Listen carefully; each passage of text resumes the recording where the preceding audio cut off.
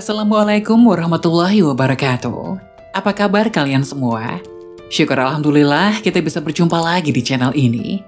Salawat dan salam selalu tetap tercurah kepada junjungan kita, Nabi besar Muhammad Shallallahu Alaihi Wasallam. Tidak lupa kami sampaikan salam sehat, salam sejahtera. Semoga kita semua tetap dalam lindungan Allah Subhanahu wa Ta'ala. Seperti biasa, kita akan berbagi kisah dari yang unik, menarik, sampai bikin nangis. Semoga bermanfaat.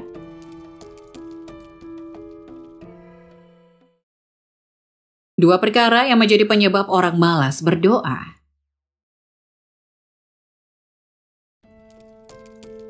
Balas berdoa seringkali kita alami, bahkan setelah selesai menjalankan ibadah sholat wajib pun enggan berdoa kepada Allah. Padahal malas berdoa disebut-sebut sebagai manusia yang paling lemah. Perhatikan hadis berikut.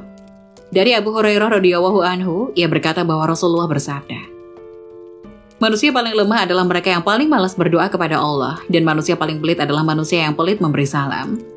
Hadis riwayat Tabrani, Ibnu Hibban, dan lain-lain. Mengapa ada sebagian manusia yang malas dan enggan berdoa? Syekh Abdul Qadir Jailani mengatakan dalam kitab Futuhul Ghaib, bahwa seseorang menjadi malas dan urung untuk berdoa terkait kepada dua hal yaitu 1. Semua perkara sudah ada ketentuannya. Ada kalanya seseorang tidak meminta apa-apa kepadanya dengan pemahaman toh segala sesuatu itu telah ditetapkan oleh Allah. Diminta atau tidak diminta, sesuatu itu pasti datang. Jika perkara itu tidak ditetapkan untukku, maka itu tidak akan kudapatkan, sekalipun aku memintanya. Janganlah berkata demikian, sebagai hamba Allah teruslah berdoa, dan Tuhanmu berfirman, berdoalah kepadaku, niscaya akan kuperkenankan bagimu. Sesungguhnya, orang-orang yang menyombongkan diri dari menyembahku akan masuk neraka jahanam dalam keadaan hina dina. Quran Surat Al-Ghafir ayat 60. Dan janganlah kamu iri hati terhadap apa yang dikarunikan Allah kepada sebagian kamu lebih banyak dari sebagian yang lain. Bagi orang laki-laki ada bagian dari apa yang mereka usahakan. Dan bagi para wanita pun ada bagian dari apa yang mereka usahakan. Dan mohonlah kepada Allah sebagian dari karunia-Nya. Sesungguhnya Allah Maha mengetahui segala sesuatu. Banyak hadis Nabi yang telah menganjurkan agar orang beriman untuk selalu berdoa. Di antaranya, sabda Nabi, mohonlah kepada Allah dengan sepenuh keyakinanmu itu, bahwa permohonan itu akan diterima oleh Allah. Berdoalah kepada Allah dengan menengadahkan tanganmu. Berdasarkan ayat-ayat tadi, tetaplah berdoa, karena doa itu pada hakikatnya adalah refleksi dari penghambaan dan kehinaan seorang hamba yang sangatlah wajar untuk selalu menggantungkan permintaan apapun kepada Tuhannya, tidak kepada selain Allah. Oleh karena itu, orang yang tidak mau berdoa adalah wujud kesombongan dan melupakan jati dirinya sebagai hamba atau objek Allah. 2. Doa yang belum terkabul.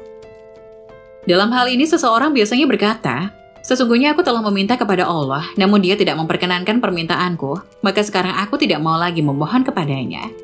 Jika suatu perkara yang diminta Allah dipenuhi, memang akan memperkokoh keimanan dan keyakinan seseorang kepada Allah termasuk kesadaran dan keesaannya. Hal ini akan melatih seseorang untuk terus memohon kepada Allah, bukan selain Dia. Namun sebaliknya sering terjadi, doanya tidaklah dikabulkan. Walau sangat keras ikhtiarnya untuk terus berdoa dan meminta kepada Allah, di pihak lain orang yang jarang berdoa atau biasa-biasa saja, malah sering terlihat oleh dirinya malah mendapat karunia Allah terpenuhi permintaannya. Janganlah begitu, tetaplah berdoa. Jika perkara tidak diperuntukkan kepadamu, jika diri tetap miskin, maka Allah akan mengaruniakan rasa cukup. Rasa gembira walaupun dalam keadaan miskin. Contoh lainnya jika berhutang, Allah akan berupaya melunakkan hati pemberi hutang. Karena sesungguhnya Dialah pemilik hati. Dengan begitu pemberi hutang tidak mendesak dan menekan, malah memberikan keringanan atau bahkan menghapuskan hutangnya. Yakinlah bahwa Allah tidak menyia-nyiakan doa seseorang. Seseorang pasti mendapatkan apa yang menjadi permintaannya. Jika tidak di dunia, maka di akhirat kelak seseorang akan mendapatkannya. Nabi Shallallahu Alaihi Wasallam bersabda, bahwa di hari perhitungan kelak, orang beriman akan melihat di dalam catatan perbuatannya beberapa perbuatan baik yang tidak dilaksanakan dan ia sendiri tidak menyadarinya. Ia akan ditanya, kenalkah kamu dengan perbuatan itu? Orang itu menjawab, aku tidak tahu dari mana datangnya ini, maka dikatakan kepadanya, sesungguhnya ini adalah kebiasaan doamu yang kamu lakukan di dunia dulu. Dan dengan kamu berdoa, kamu selalu ingat kepadanya, mengakui keesaannya. Begitulah bahwa Allah akan meletakkan sesuatu kepada tempat semestinya dan memberi seseorang atas apa yang pantas diberikan kepadanya. Tidaklah sia-sia amalan walau sebiji zarah, itu dilakukan pasti ada balasannya. Dengan berdoa, seseorang akan berupaya dari dalam dirinya sendiri untuk membuang kebanggaan dan kesombongan diri. Dan itu adalah perbuatan baik dan memiliki balasan di sisi Allah yang maha gagah lagi maha agung. Semoga penjelasan tadi dapat memberikan hikmah dan manfaat untuk penonton semuanya. Jangan lupa like, subscribe channel ini agar tidak ketinggalan info-info bermanfaat lainnya. Terima kasih, sekian dari kami. Wassalamualaikum warahmatullahi wabarakatuh.